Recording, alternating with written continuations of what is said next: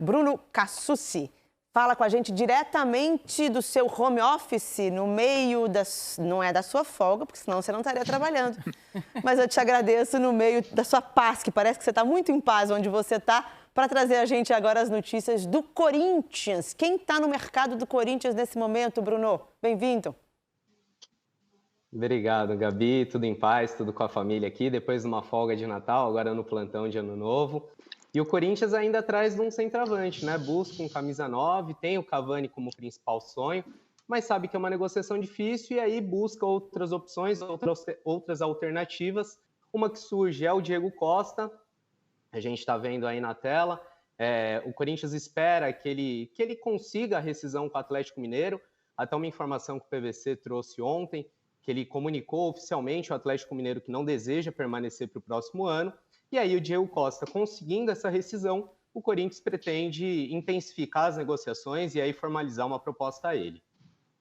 Bruno, a gente falava que o Mansur falou no início, fez uma análise de que neste momento o Corinthians, mesmo com passivos a resolver, ainda não resolveu essas questões financeiras, mas é um dos times que está investindo bastante nos últimos tempos, mas que essa janela talvez ainda não esteja tão quente, porque fez um investimento de meio para o fim da temporada passada. É essa análise mesmo que você faz? E qual é a preocupação, se há alguma preocupação em relação às finanças do Corinthians nessas negociações?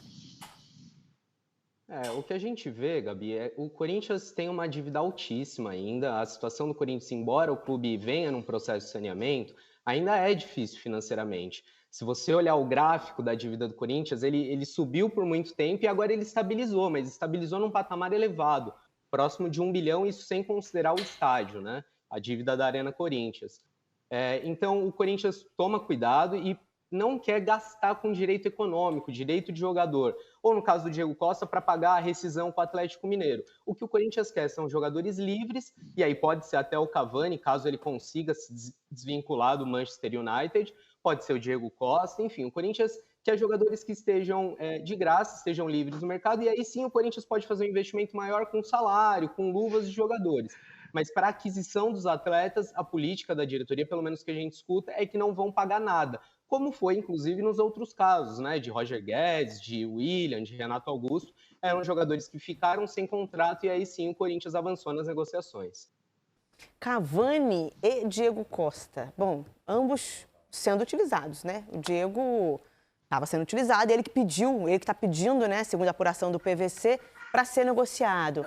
E Cavani em atividade, fazendo gol, fez gol no último jogo do United. Querendo mais minutos, né? E por isso ele próprio já tomou iniciativa algumas vezes de fazer o United entender que ele pretendia ter uma possibilidade de saída nesse fim de ano.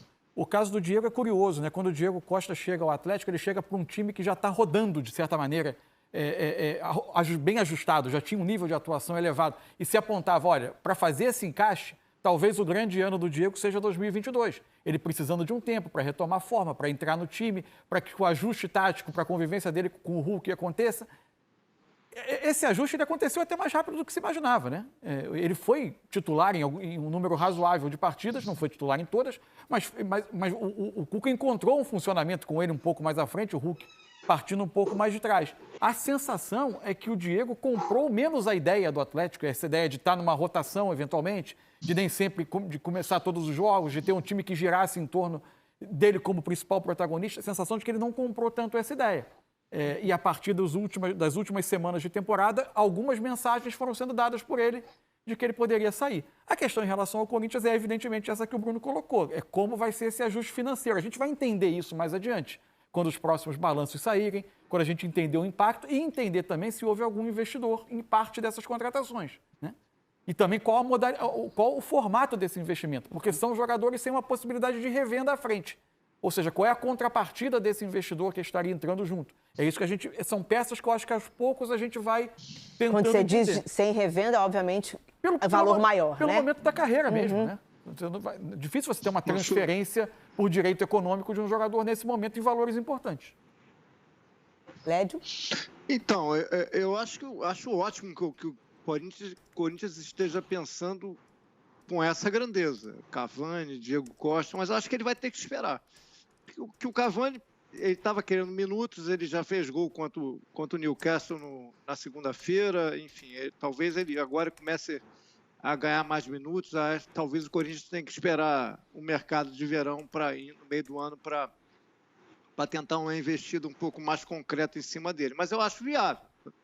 Talvez seja a hora que o Cavani já anuncia há algum tempo de voltar para o mercado sul-americano, voltar para perto de casa. E o Diego Costa, eu achava que era um negócio bem viável, o Diego Costa ir para o Corinthians, até por tudo que a gente ouvia e ouve sobre ele com o Atlético, uma certa insatisfação. Mas a partir do momento que o Cuca foi embora e o Atlético não tem treinador,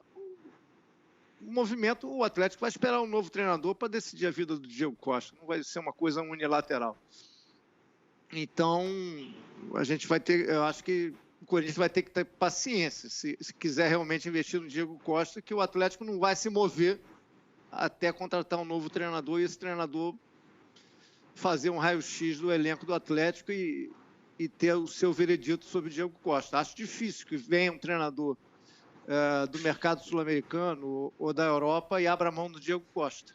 Sinceramente, acho difícil. Eu acho que essa saída do Cuca talvez reflita na permanência do Diego Costa no Galo. Como é que você vê, Caio, essas movimentações do Corinthians, que busca, na verdade, um segundo volante, um primeiro volante também, né?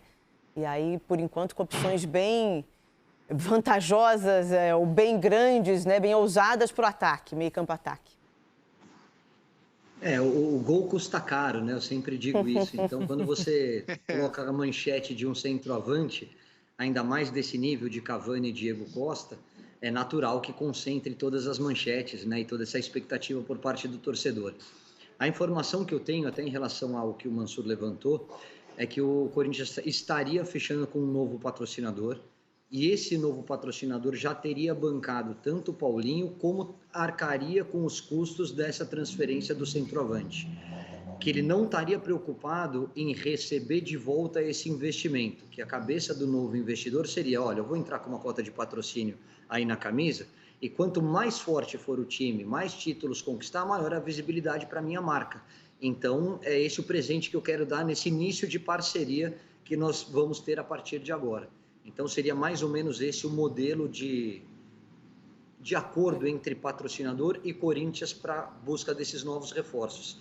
E aí eu acho que o Lédio tocou num ponto que é fundamental. Um time do tamanho do Corinthians tem que pensar grande.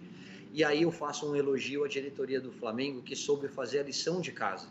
O Corinthians estava com problemas na folha salarial, estava sem dinheiro para investir. O que o Corinthians fez? Reuniu todo o elenco, olhou todos aqueles jogadores que poderiam ser negociados e que dariam um respiro para essa folha salarial mensal e refez o caixa. E foi refazendo o caixa, foi diminuindo a folha, Chegou uma hora que ele falou, opa, daqui a pouco volta o público ao estádio. A minha torcida vem, a minha torcida vai lotar, eu vou colocar 20, 30, 40 mil pessoas todo jogo. Então eu vou ter uma renda aí de 2 milhões, então eu vou ter mais um caixa para poder investir em jogadores. E aí é o que a gente sempre fala, você tem que estar atento às oportunidades. E o que o Corinthians fez? Olhou para a China, que está implodindo por conta dos problemas financeiros, o Evergrande que já está falindo e outros times que estão fechando as portas, e tinha muito jogador de qualidade brasileiro lá e falou, opa, Renato Augusto, Roger Guedes, e Juliano não estava lá, mas enfim, vem para cá, eu não vou pagar um custo de taxa de transferência, mas eu faço um processo, um contrato de bonificação em cima de objetivos. Roger Guedes, eu aumento um pouquinho o percentual do teu passe para uma eventual saída, então vem um pouquinho mais barato, mas você recupera lá na frente. Você tem que ser criativo, e o Corinthians foi.